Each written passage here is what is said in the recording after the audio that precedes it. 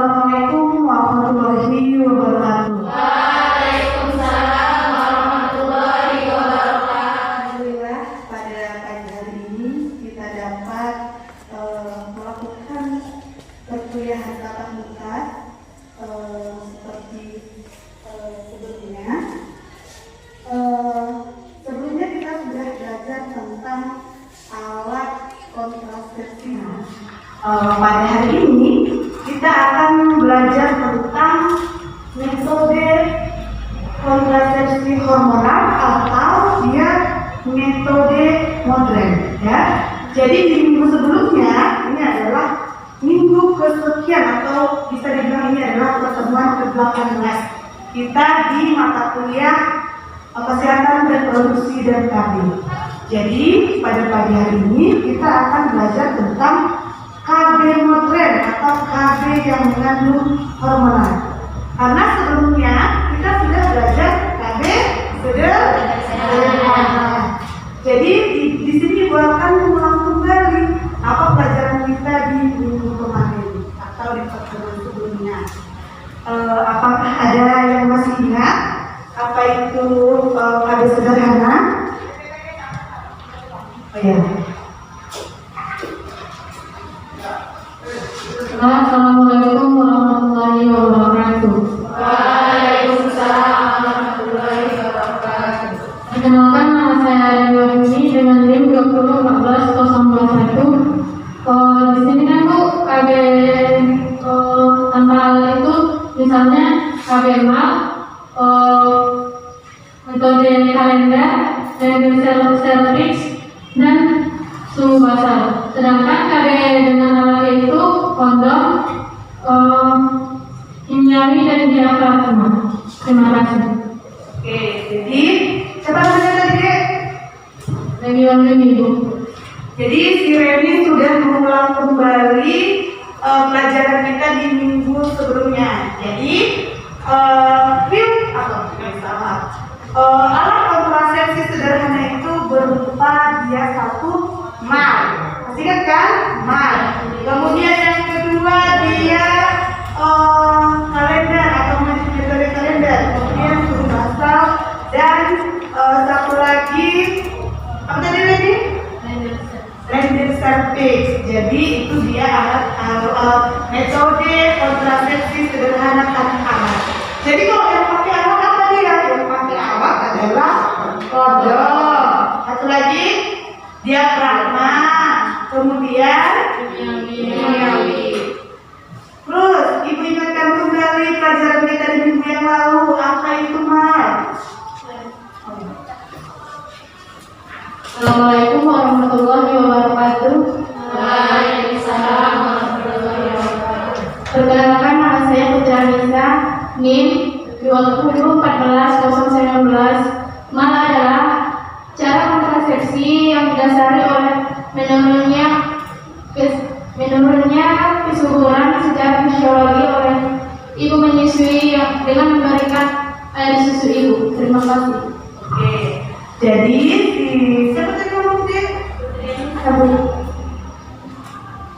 Jadi Putri Anissa sudah menjawab bahwa hal itu adalah metode amniorelaksasi atau dia menghambat terjadinya kehamilan dengan ibunya selalu menyusui, ya. Jadi dia bisa menghambat.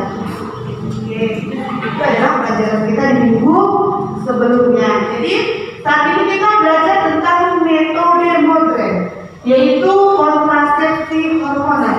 Jadi di yang kemarin itu tanpa alat dan dengan alat, tapi dia sederhana. Yang saat ini kita belajar tentang kontrasepsi hormonal. Yang pertama dia oral kontrasepsi atau kontrasepsi yang bisa dimasukkan ke dalam makan. Yang kemudian yang kedua adalah suntikan. Yang ketiga adalah subkutis atau implan. Itu dia kontrasepsi hormonal. Kemudian yang kedua adalah intrauterine device atau IUD. Jadi yang 1, 2, 3 itu satu adalah itu adalah kontrasepsi hormonal. Dia sebut berupa pil, berupa suntikan, dan berupa implan. Kemudian dia yang tanpa hormonal, tapi dia modern, yaitu IUD. Kemudian kalau sterilisasi berarti sama sekali tidak bisa lagi dia tersebut. Yang pertama adalah pada wanita ada dia penundaan operatif, penyumbatan tuba dengan atau kimiawi. Kemudian pada pria ada sterilisasi pada pria ada. Yang pertama dia operatif atau mau. Kemudian penyumbatan tes DPR negatif. Kemudian penyumbatan tes DPR kimiawi. Yang ini biasanya yang pada pria jarang dilakukan karena tidak banyak pria yang mau dipasangkan lagi. Jadi selama ini sudah bertahun-tahun lamanya itu yang memakai alat kontrasepsi tetap adalah wanita atau perempuan. Kita perempuan ini yang memakai kami. Jadi nanti setelah belajar ini kalian semua para calon-calon bidan atau calon-calon tenaga kesehatan bisa mempertimbangkan kali apa yang kita bisa konselingkan kepada pasien kita menjangkau klien kita. KB sederhana atau KB modern. Sekarang ini banyak orang-orang memakai KB modern. Dia pasang dia suntik, dia minum pil KB, kemudian dia pakai IUD, pakai implan. Itu sudah banyak di kalangan masyarakat ini, mau dia di pedesaan ataupun di kota-kota besar. Itu kebanyakan dari pemakaian kontrasepsi itu dilakukan oleh ibu-ibu. Kalau dia pada sederhana seperti yang kita sampaikan, kemudian takut tidak disiplin, kemudian takut dia kebobolan. Ya, jadi kalau dia yang hormonal ini dia pasti menghambat. Sudah pasti dia menghambat sampai jangka waktu yang sudah ditentukan. Paham sampai sini? Paham ya. Kemudian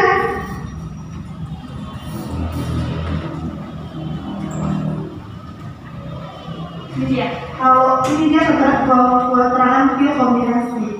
Pil kombinasi itu sudah pernah nggak lihat bentuk dari pil ini? Pil KB ya, ada dia nanti di pil KB kombinasi ini ada progesteron, ada hormon-hormon, ada tertulis itu. Jadi dia efektivitasnya sangat reversibel. Kalau dia diminum, kita bisa menghambat proses kehamilan. Tapi kalau maksudnya nggak diminum malam ini dia langsung subur. Itulah dia makanya disebut dia reversibel. Kemudian harus diminum setiap hari. Wajib diminum setiap hari. Kalau nggak setiap hari dia diminum kita jadi subur. Bukannya menekan angka kelahiran, tapi menambah. Kalau lupa ingat, misalnya hari ini diminum, besok enggak, lalu besoknya lagi diminum, besoknya enggak. Itu yang sudah diganti atau kita yang lupa itu akan menyebabkan kita menjadi lebih subur. Kemudian pada bulan kedua, pertama itu samping berupa mual dan perdarahan pecah,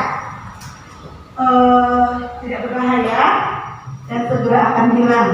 Kemudian efek samping serius jarang terjadi. Untuk pil ini jarang terjadi efek samping. Tapi pada dia itu resikonya kalau kita lupa ingat, kadang minum kadang enggak, akan mempercepat kesuburan. Langsung subur kita dibuatnya.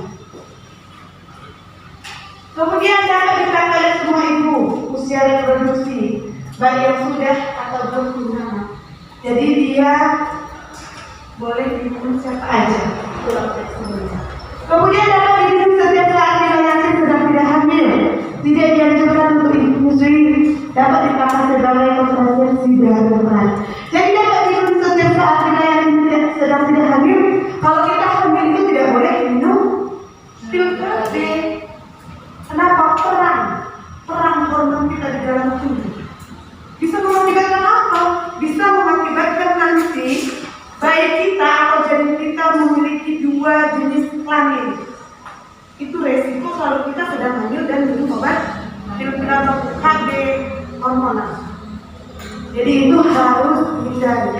Jadi pastikan dulu kalau kita memang tidak hamil. Kemudian dapat dipakai sebagai kontrasepsi darurat, ya. Jadi pas mau koinus untuk hubungan, kalau yakin sebelum itu berarti harus kita minum.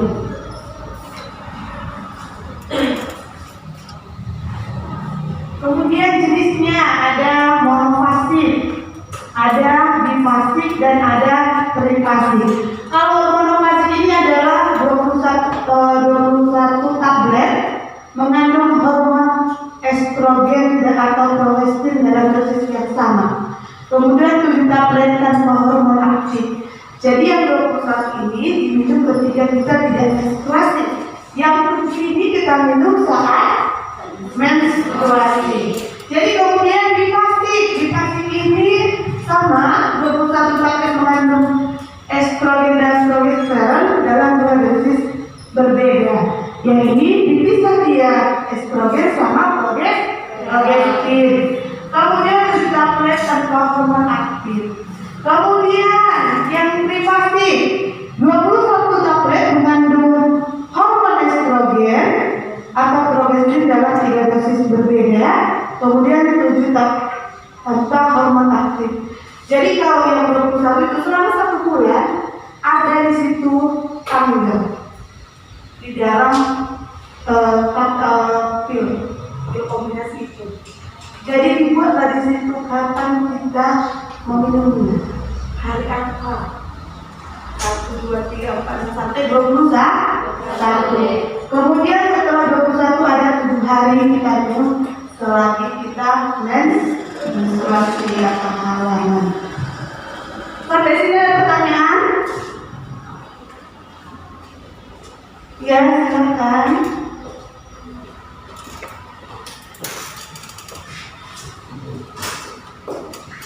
Assalamualaikum warahmatullahi wabarakatuh. Waalaikumsalam warahmatullahi wabarakatuh. Perkenalkan, nama saya Rojana Siregar dengan NIM 24025. DPW saya ingin bertanya, sebelumnya kita sudah mempelajari KB sederhana, yang mana kita menggunakan KB sederhana ini tidak menyebabkan kegemukan. Yang menjadi pertanyaan saya, apabila kita menggunakan pil KB, apakah kita dapat menyebabkan kegemukan? Sekian, terima kasih. Oh iya, bagus, pertanyaan bagus untuk Rojana. Ya, pada pertemuan sebelumnya Ibu menyampaikan bahwasanya KB sederhana itu ada kepada kemarin juga bahwa KB sederhana itu tidak akan menyebabkan kegemukan. Kalau kita nggak kuat makan, nggak makan dan tidur. Kalau dia pil, model kombinasi atau ini, banyak yang menyebutkan bahwa dia menyebabkan kegemukan. Kenapa dia menyebabkan kegemukan? Karena tingginya hormon estrogen dan progesterin tadi. Dia 30 kali lebih tinggi hormonnya. Jadi kalau hormon kita meningkat, jadi kita lebih resiko gemuk. Gitu dia ya, Rojana. Paham sampai sini yang disampaikan? Oke, terima kasih kepada si Rojana yang telah memberikan pertanyaan. Karena mungkin si Rojana nanti takut kalau minum pil yang pakai hormonal, ya kan? Ada pertanyaan, ibu-ibu di Indonesia setelah menikah itu adalah gemuk. Iya, banyak orang Indonesia, ibu-ibu di Indonesia itu setelah melahirkan atau setelah menikah dia akan gemuk. Ya memang banyak dia pencetusnya KB, ya. Dari beberapa penelitian, dari beberapa informasi yang didapatkan, banyak ibu-ibu itu ditanya kenapa gemuk? Saya pakai KB ini. Setelah pakai KB ini, kuat makan dan kuat tidur. Padahal saya kerja dan ngurus baby, ya kan? Kemudian ibu-ibu di Indonesia ini takut gagal dalam KB, makanya dia pakai, jarang orang Indonesia ini pakai KB yang sederhana tadi ceritanya. seperti kondom, kemudian seperti diafragma atau metode kalender. Apalagi orang-orang yang misalnya kita nanti kita informasikan gitu ke masyarakat atau ke klien-klien kita atau pasien kita, banyak mereka akan pusing memikirkan misalnya metode kalender, metode sumbu basal, metode diafragma. Jadi kalau dia yang hormonal apa? Ya kalau cuma minum pil ya berarti minum pil dia mahal, itu aja nggak kepikiran dia yang lain-lain. Tapi akan menyebabkan kegemukan karena dia mengandung hormonal. Jadi tadi ada ibu ulang sedikit, yang hormonal itu adalah pil, kemudian suntikan dan implan. Jadi yang tiga ini Rojana bisa menyebabkan kegemukan karena mengandung hormon yang sangat tinggi ya. Kemudian cara kerja dari pil tadi itu kita ke rektor, menekan operasi, itu dia. Kemudian mencegah implantasi, mengentalkan bentuk cervix yang menyebabkan tidak bisa masuknya sperma. Kemudian pergerakan tubuh terganggu sehingga gangguan transportasi sel. Jadi pil ini bisa mengganggu berdasarkan populasi. Jadi tidak ada pembuahan. Kemudian mencegah implantasi. Tidak bisa dia bersatu dan melengket di tubuh paru. Itulah kerjaan pil. Oke. Sampai sini paham? Jadi nanti kalau ibu lagi menerangkan, kemudian ada terpikir mau bertanya atau diskusi, angkat tangan dan kita diskusikan. Kemudian selanjutnya manfaat dari pil tadi tersebut. Satu, efektivitas tinggi. Kegagalannya 1/1000. Pokoknya kita disiplin minum pil tadinya setiap hari. Kemudian resiko terhadap kesehatan sangat kecil, tidak mengganggu. Tapi tadi kegemukan itu akan resiko terhadap kesehatan ya. Kalau terlalu obesitas. Jadi kalau di Indonesia kan ada gini. Kalau gemuk dia berarti sejahtera, berarti suaminya sayang gitu kan.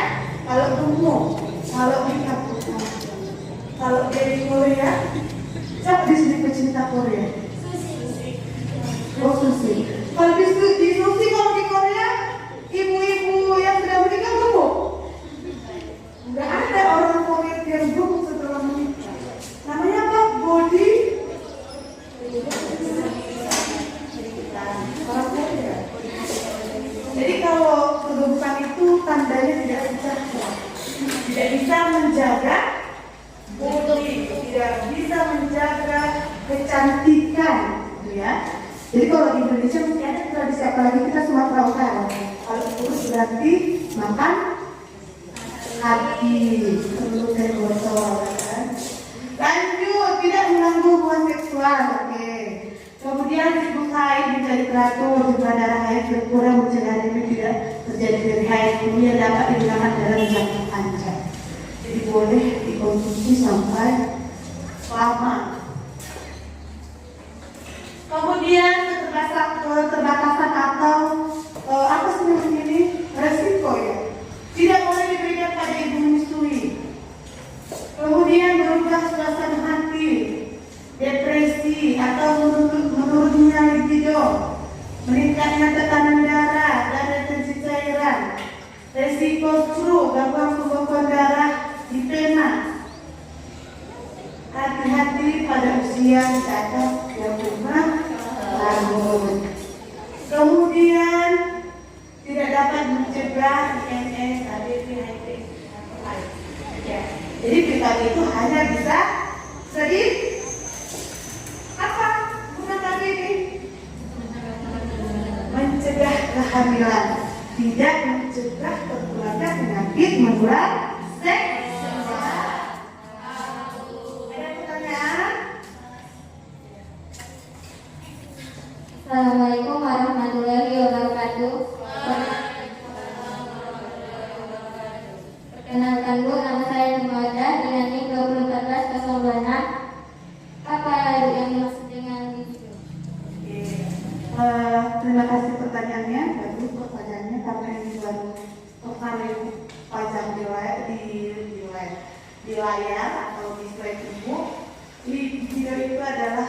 gairah seksual. Jadi kalau kita konsumsi hormon terlalu banyak atau PKB, gairah seksual kita akan menurun. Itu dia, ada di situ kan? Depresi atau dalam kurung dia ada libido menurun. Nanti kelamaan jadi berkurang. Tapi itu juga kalau sudah menopause ya gairah seksualnya pun akan berkurang. Ada pertanyaan lagi? Sudah paham? Paham ya. Ada pertanyaan lagi? Nah, kemudian kita lanjut. Yang dapat menggunakan usia reproduksi. Jadi semua boleh menggunakannya di usia reproduksi.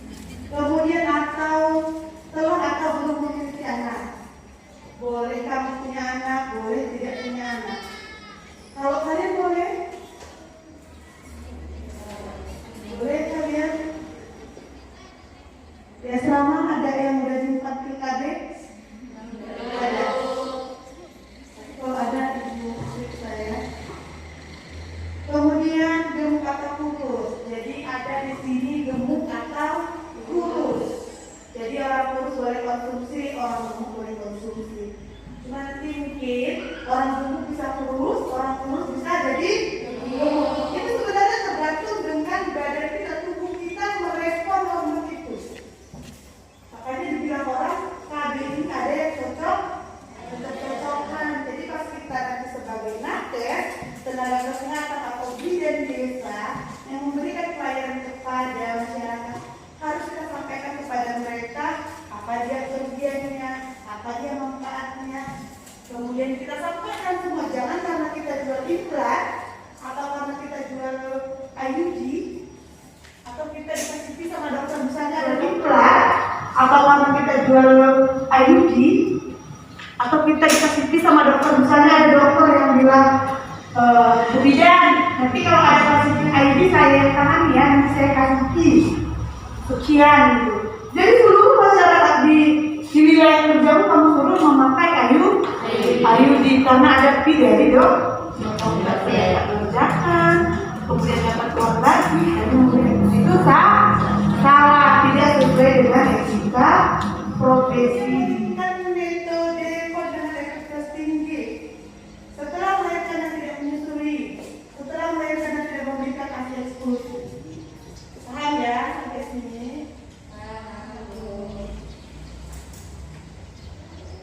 Kemudian kontraindikasinya, ya hamil atau dicurigai hamil. Berarti kalau kita hamil berarti adalah kegagalan. Kita membantu PKB, satu hamil atau dicurigai hamil. Kemudian menyusui eksklusif, perdarahan persaginan, penyakit khas akut, merokok dan riwayat penyakit jantung. Jadi ini orang-orang yang ini ditunjukkan ini tidak boleh meminum pil kombinasi lagi, tidak boleh minum pil kandungan. Orang-orang yang ada dalam misalnya dia hamil, dia sedang hamil, dia sedang menyusui, sedang perdarahan, sedang ada penyakit hati, jantung, rokok, berarti kita tidak anjurkan dia meminum pil kandungan.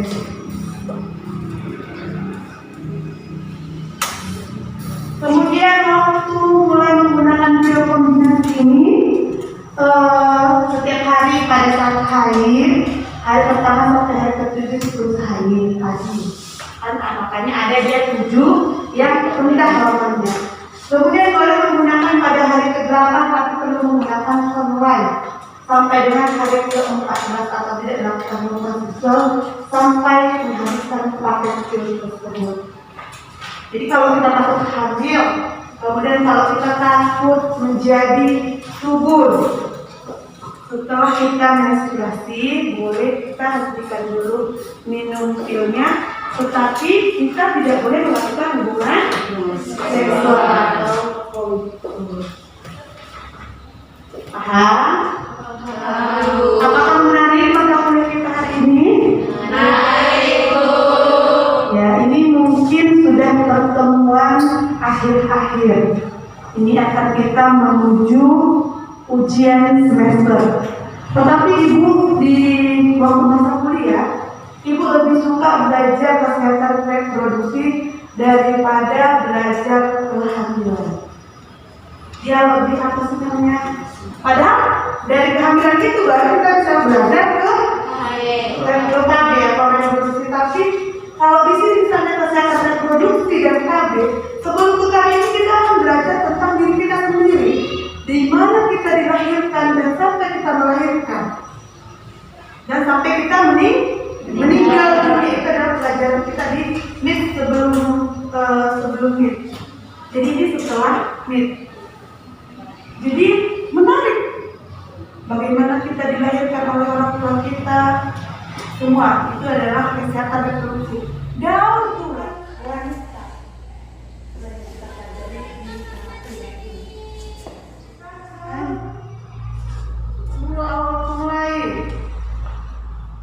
Waktu mulai meminum pil KB setelah melahirkan, setelah 6 bulan pemberian ASI eksklusif, ya. Jadi sebelum 6 bulan, jadi kita suruh dia pakai KB sederhana tadi. Tapi kalau dia pakai yang seperti yang ibu sampaikan, kita ulang sedikit di mata kuliah yang sebelumnya. Kalau dia mal, dia wajib memberikan ASI 1 kali 2 jam paling sedikit agar bisa menjadi mal atau bisa menjadi alat kontrasepsi sederhana. Kalau dia menyusuinya pagi, disusuinya jam 8, kemudian disusuinya sore jam 4 sore, berarti itu nanti tidak bisa menjadi alat kontrasepsi karena dia nggak jalan, nggak sesuai dengan apa kebutuhan. Kemudian setelah 3 bulan tidak menyusui, bila bersilikon, kontrasepsi suntikan dan mengganti pil dengan diberikan tanpa menunggu haid. Jadi kalau kita mau ganti langsung, misalnya kalau hari ini kita nggak minum pil KB lagi, besok itu harus, kalau misalnya mau diganti dia suntikan boleh, mau implan atau IUD boleh. Kemudian apa yang kita sampaikan pada klien kita, sebaiknya pil diminum pada saat yang sama setiap hari. Pil pertama dimulai pada hari pertama sampai dengan ke-70 hari. Sangat dianjurkan menggunakannya pada hari pertama haid. Pakai 28 pil, kemudian pakai 21 pil. Kalau kita lihat pilnya, kita bisa baca dan 28. Kemudian itu tadi pil kombinasi yang kita pelajari. Selanjutnya kita pil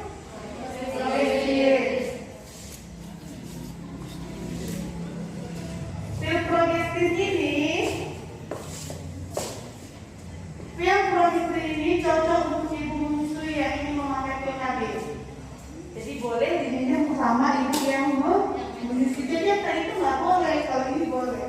Kemudian sangat efektif pada masalah kasih. Dosis rendah, tidak berlebihan berkasi, tidak menimbulkan efek samping estrogen. Lihat kombinasi atau dia pil mini pil. Jadi kalau yang mini pil ini boleh diminum ibu menyusui, ibu ya pokoknya dia yang asli lah, boleh diminum.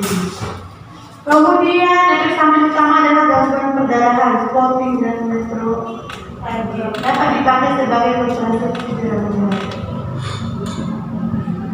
Jenisnya kemasan dengan isi 35 pil, 300 IUD non-recyclable.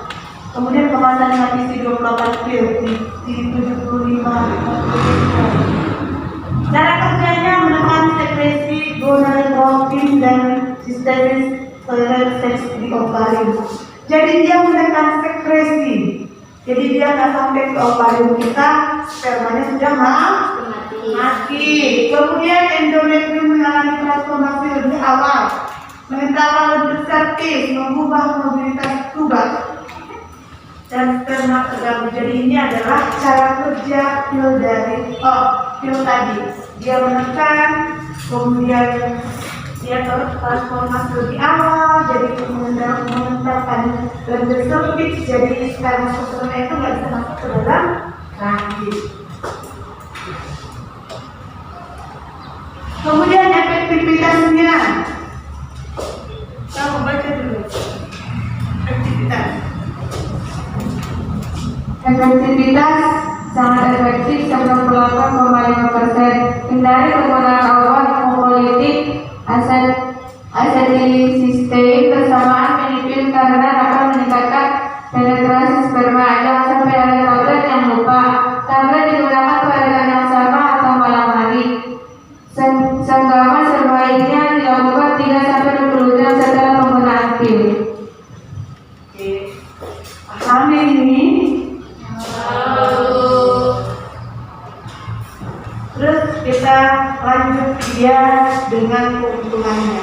Keuntungannya satu, sangat efektif. Kemudian tidak mengganggu hubungan seksual, tidak mempengaruhi produksi kesuburan cepat kembali, nyaman dan mudah digunakan, sedikit efek samping, dapat dihentikan sejak dari anak seksual. Itu kalian lihat? Bagus untuk alat kontrasepsi. Bagus. Jadi nanti bisa kalian lanjutkan kepada klien kita yang datang sana, kita menolak persalinan. Sudah ada beberapa, jadi dijamin anak kedua atau ketiga. Jadi kita boleh mengajukan dia untuk menjalankan kehamilan dengan menggunakan pil. Ya, boleh menggunakan pil usia reproduksi, telah memiliki anak, menginginkan metode kontrasepsi yang sangat efektif, pasca persalinan, pasca kesuburan dan segala usia. Jadi paham ya, sama tadi sama pil kombinasi.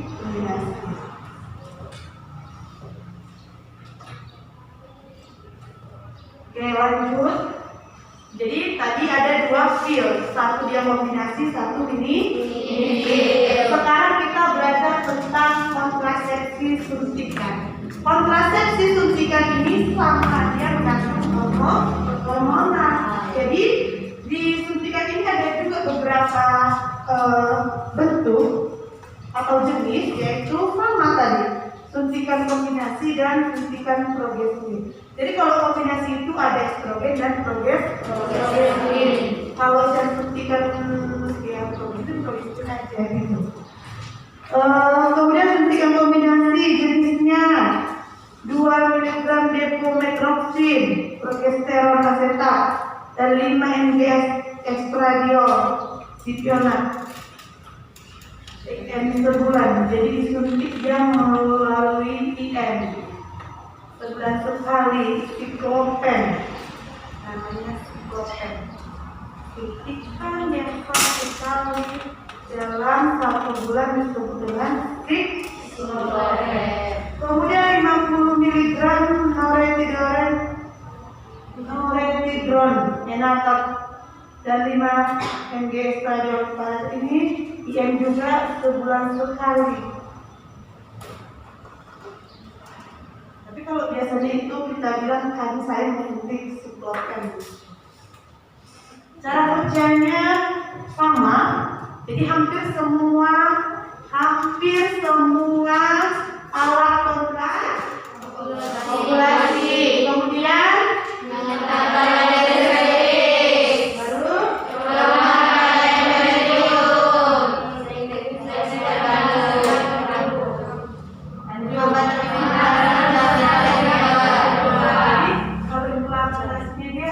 mengganggu pertemuan antara si sperma dengan telur. Jadi orang cuma bisa lengket dan nggak bisa menempel. Itu aja namanya implementasi terganggu.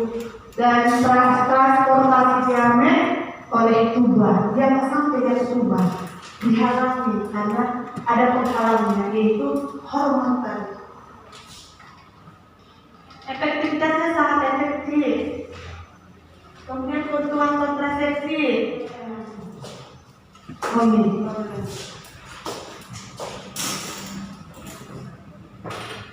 Keuntungan kontrasepsi. Risiko terhadap kesehatan kecil tidak berpengaruh pada hubungan suami istri. Tidak dilakukan pemeriksaan dalam jangka panjang. Efek samping sangat kecil. Kalian tidak perlu menyimpan obat suntik.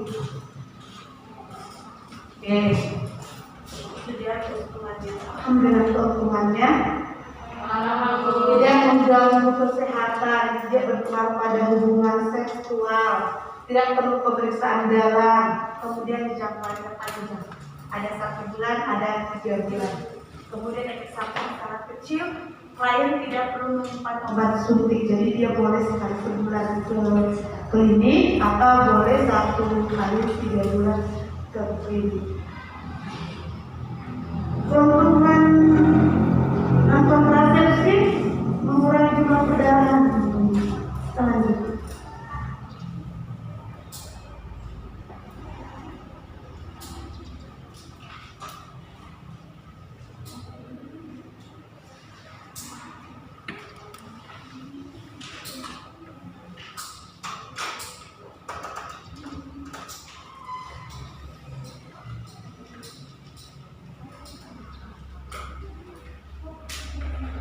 kemudian yang boleh menggunakan kontraindikasinya hamil atau diduga hamil, menyusui, tadi ya.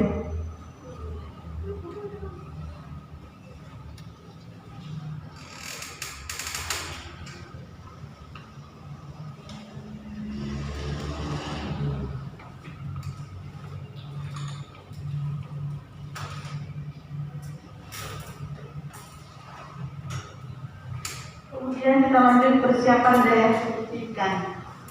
Ini adalah cara kita menginjeksi atau cara kita memberikan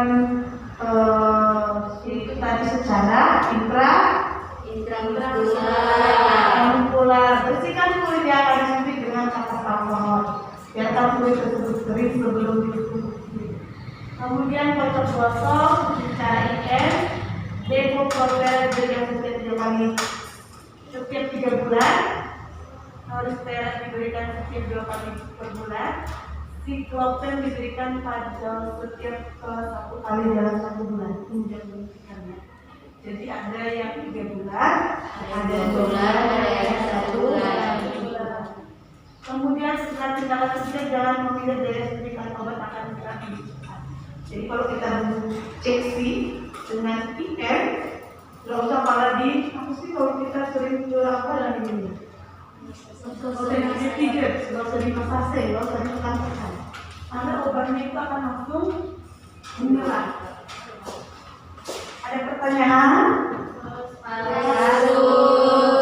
Oke. Kemudian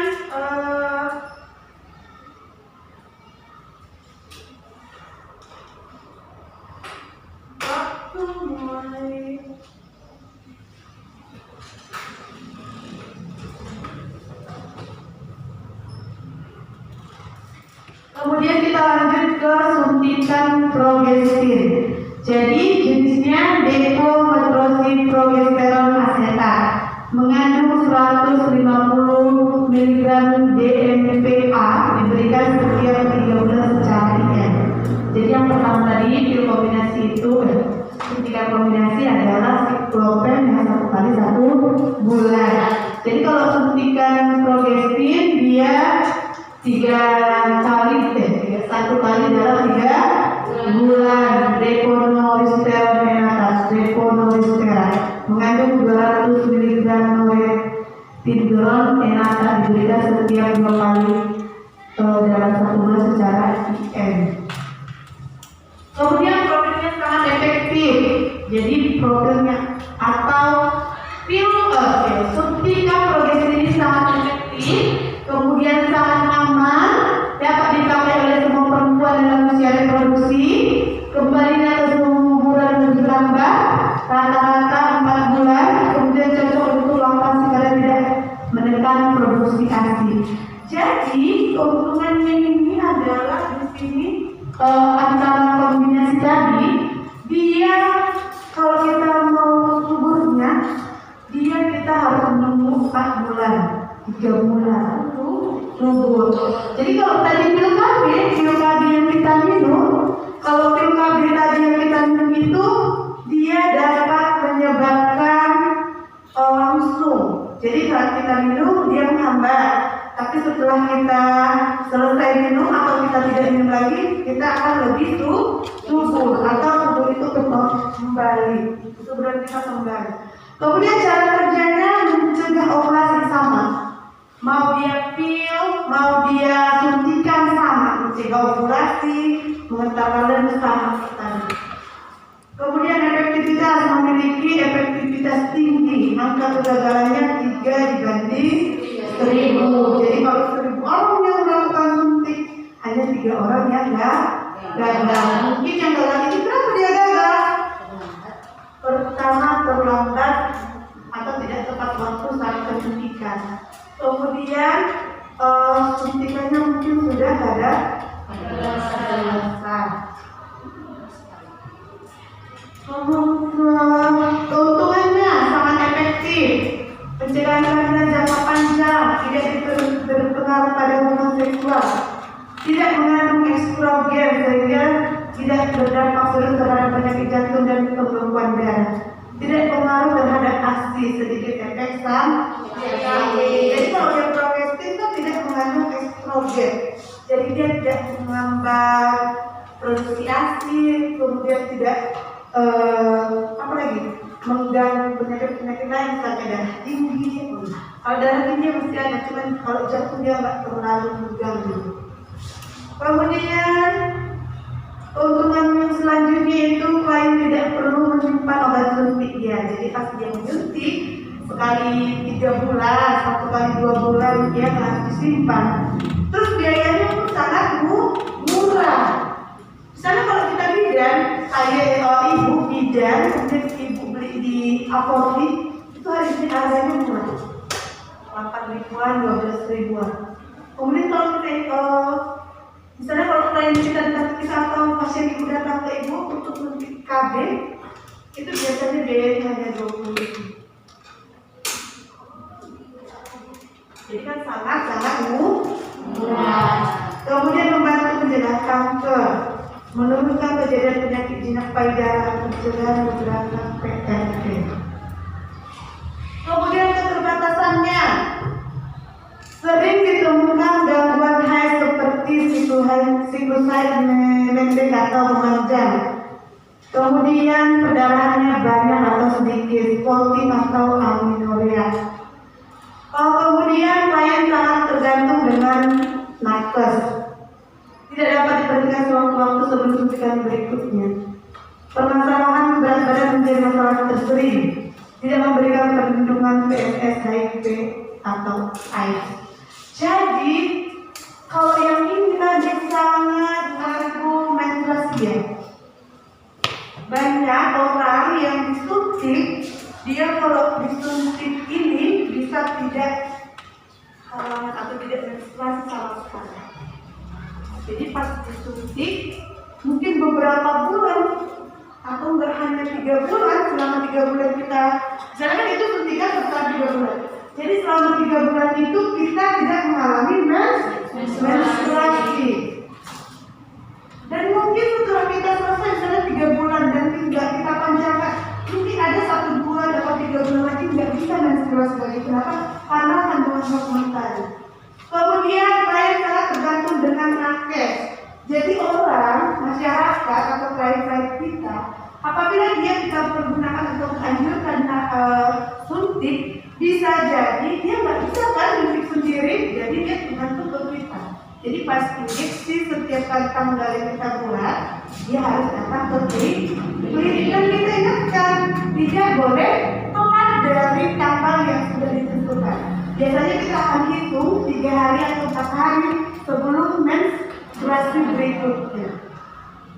Kemudian tidak dapat dihentikan sewaktu-waktu. Jadi tunggu dulu 1 bulan, 3 bulan.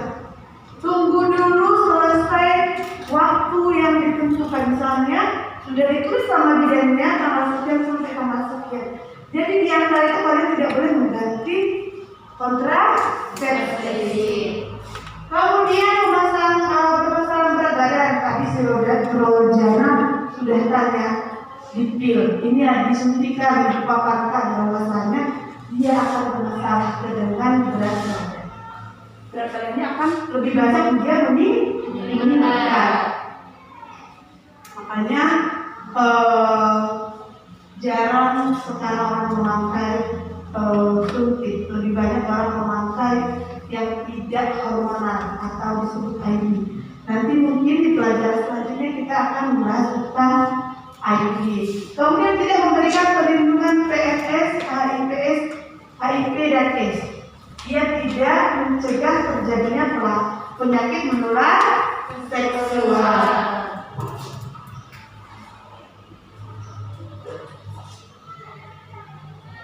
Kemudian indikasinya usia reproduksi, lebih parah yang telah memiliki anak, ingin metode kontrasepsi jangka panjang, menyusui dan membutuhkan kontrasepsi yang sesuai, setelah melahirkan dan tidak menyusui, pasca abortus, telah memiliki anak yang banyak tapi belum menghadapi tubektomi. Jadi ini adalah solusi yang baik untuk jangka panjang, yaitu 3 bulan. Nanti di pelajaran selanjutnya kita akan belajar implan dan IUD. Itu nanti akan membahas tentang itu lagi lebih lama. Misalnya kalau implan bisa 3 tahun, IUD bisa 8 tahun.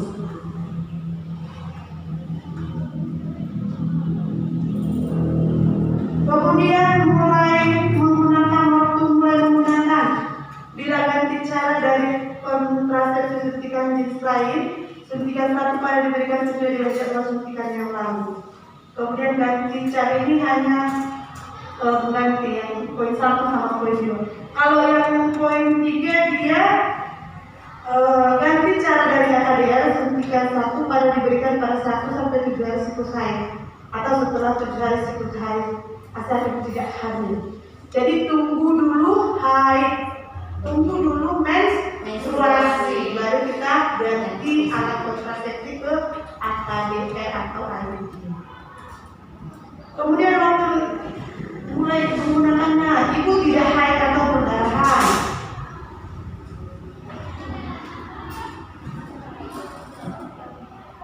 Ini tadi sudah disampaikan teknik periksa daerah yang akan disuntik, bila kotor diminta dibersihkan panas. Oke, siap pertemuan ini. Sudah pahamkah pertemuan kita hari ini? Sudah. Dari tadi kita belajar tentang pil kombinasi sampai dengan suntikan progresi. Oke, ibu mau feedback, ulang kembali. Ibu tanya sama si Susi. Ya, tadi betul nggak dia ngomongnya atau mendengarkan ibu saat ceramah? Coba Susi sebutkan berapa dia jenis pil kontrasepsi. Kota jawab.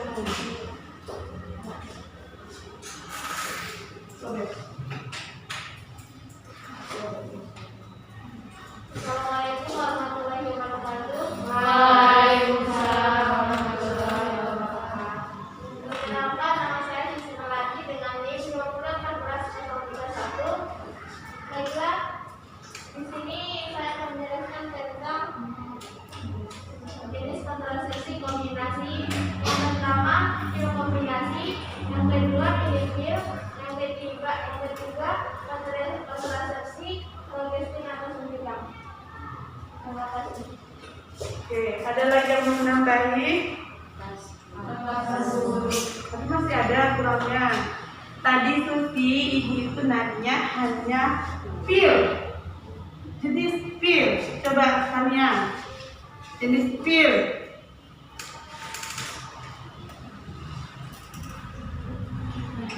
Oh, ya. Yang pertama yaitu ada 3 jenis pilnya. Yang pertama monofasik, yang kedua biofasik, dan yang ketiga unifasik. Selain ada yang bisa jawab. Oke, lanjut dari situ. Sekarang jenis suntikan alat kontrasepsi. Suntikan kontrasepsi. Siapa yang bisa jawab? Ini anak seram semua kan? Kemana tadi ayahnya? Kau dia telah ya. Jenis suntikan. Suntikan IM. Oke, siapa lagi yang bisa jawab? Apa lagi nama ada?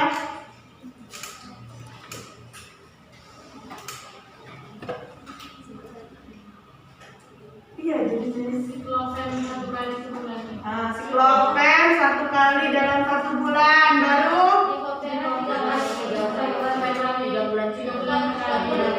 baru satu lagi.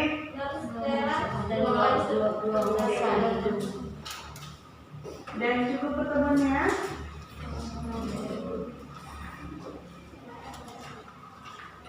Jadi yang ibu sampaikan tadi mohon dibaca, nanti slide-nya ibu kasih, tolong di print dan dipelajari. Nanti di pertemuan selanjutnya kita akan belajar tentang KB implan dan KB IUD. Oke? Mungkin sekian pertemuan hari ini. Di minggu depan kita akan post test, dan setelah post test di pertemuan yang sudah selesai yaitu KB sederhana dan KB ini kita pelajari. Di minggu depan kita akan melakukan post test, ya. Mungkin sekian pertemuan kita kali ini. Ibu ucapkan assalamualaikum warahmatullahi wabarakatuh. Waalaikumsalam.